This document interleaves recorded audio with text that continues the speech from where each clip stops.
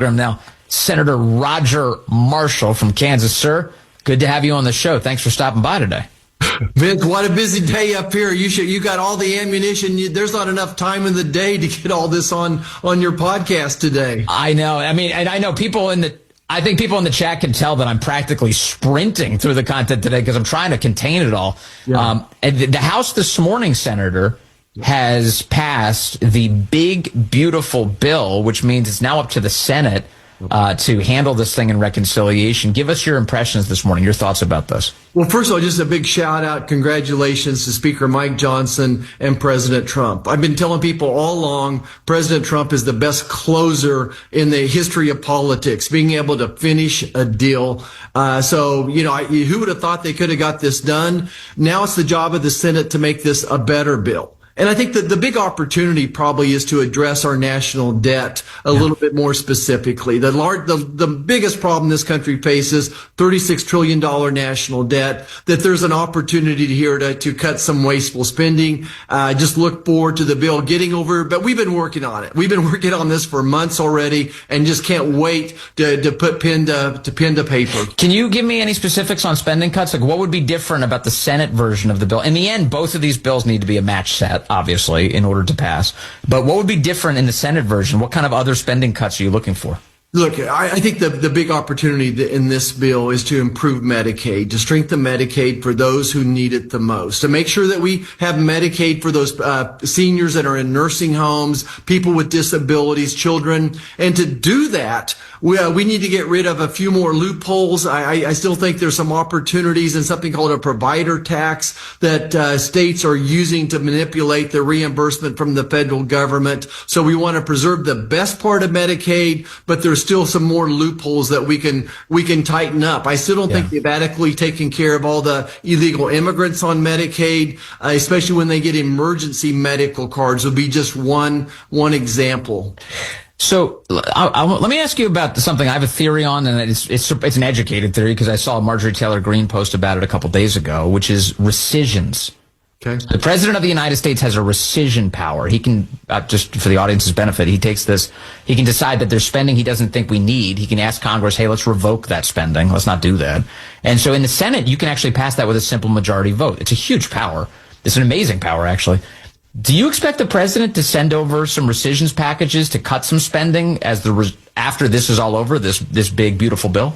Absolutely. So I don't think that's going to be part of this package, but this is one more reason we need to get this one big, beautiful bill across the Senate in an efficient amount of time. But the rescission packages are something definitely that we could save Americans some money right now. I'm not sure what the holdup is, but the White House has to initiate it. Yes. We can't make them do it. So one of the complaints I've seen is that, well, the DOGE cuts are not a part of the big, beautiful bill. We're not codifying the DOGE cuts. But it would be possible to codify the DOGE cuts if he sends over a rescissions package, right? Certainly we could do it by itself as a rescission package, again, just with the 50 votes from the Senate. I would suppose there are bits and pieces we could put part of this bill if we wanted to, but that's not what the president's requested. I think we just need to give him a little bit of space here, that they've got a plan, and maybe there's some Supreme Court issues that they're battling in the background there. Okay. All right. Well, I'm looking forward to it. I do agree with you. We need some spending cuts. It's unsustainable because, even the bond markets this morning are panicking as they're looking at the passage of this House bill because they're saying, well, wait a second, Congress is not getting control of spending. And things, I think things can settle down. That may be an inducement for the president to send over a bigger request for cuts to try and stabilize this economy. Yeah, and part of this is going back to an appropriations process, really getting ahead of myself. But the way the government's funded is through 12 buckets of money. There's 2,400 line items. We are wanting to go through those line items one by one, go back to what's called zero-based budgeting, and determine, just because you had this money last year, you had the money 10 years ago, why do you need this money now? And I think that specifically we can take those the DOGE items and then affect it long term, not just for 1 year. I think that's where the real opportunity for DOGE is to go back on the line items and say, look, let's just zero this out from here going forward, because the rescission package would just impact this year's spending. Okay. All right. What are you most excited about in this big, beautiful bill? Is there anything that stands out to you that you may go, man, that's great? Obviously, extending the tax cuts is huge because that prevents a 22% tax hike on all Americans. Anything else that you're in love with right now? Yeah, so I think that the president's delivered on his promises. He secured the borders. Your family are safer. Now, this is Congress's term to help deliver for the president and for the American people. To your point, it's going to give to make the Trump tax cuts permanent is going to save thousands of dollars for hardworking Americans. We really think this whole package together could save a family of $4,000 a month. So I think that's serious money as well. Yeah. Funding the border security, and look, it's very expensive to remove these 400,000 violent, illegal criminal aliens in the country right now. So this is going to give the president money, all the money he needs for the next 4 years. So we don't have to go back year after year and fight with Democrats for money to secure the border and get these illegal criminals out of this country. The House version of the bill increases the state and local tax deduction to $40,000. It's a 4x increase. I think all of us know that state and local tax deduction, the higher it gets, is just a big subsidy for out of control spending in blue states. Where do you think the SALT deduction limit should be? What will the Senate end up with? Yeah, and I want to put a number to that. This will cost $300 billion over the next 10 years. So this is a $300 billion giveaway to blue states who are not responsibly ran. Look, we understand. We'd also like to keep the House majority, right? Yeah. So that's the calculation for me, is if we don't do this, will we lose the House majority? Look, there are no Republican senators from a SALT state. So we think that this is a total boondoggle. Yeah. But we got to find a dial that we can send it back to the House and get the right number. But it certainly has been a conversation, will be a conversation, but not as big as conversation as cutting spending overall. We spent an hour yesterday in the Senate Republican caucus talking about the national debt, talking what you just pointed out about is our treasury markets are going to heck, that no one wants to buy our national debt. So to me, that's a small piece of the puzzle. That's a $300 billion issue, but the $36 trillion national debt is a huge, oh my gosh, mammoth issue. How serious do you think the president is about tackling the debt? I think I hate to ever speak for the president, but I think he understands that this is a long-term problem. Yeah. I think he tends to say, look, let's get this one big beautiful bill done. Yeah. Work on this process with appropriations. Rome wasn't built in a day. We didn't get here in a day. But he'll have to be part of that conversation as well. Okay. Let me move over. You're also a medical doctor, so I got to ask you some questions about President Biden. The Biden presidency, you and I have known for a long time that he wasn't with it. He wasn't in shape to be president of the United States. But the full contours of that, all the lines are kind of being colored in. It was even worse than I think people realized. We're finding out that they were staging fake events. He was almost never actually doing the job. He had a couple people around him who seemed to be running the whole White House. Ed Martin, the former U.S. attorney now, he's the head of the weaponization task force at the Justice Department. He said it was just a couple of top Biden officials, three of them in particular, Ron Klain, Anita Dunn, and Bob Bauer. Those are all three Obama people, by the way, were running the show at the White House.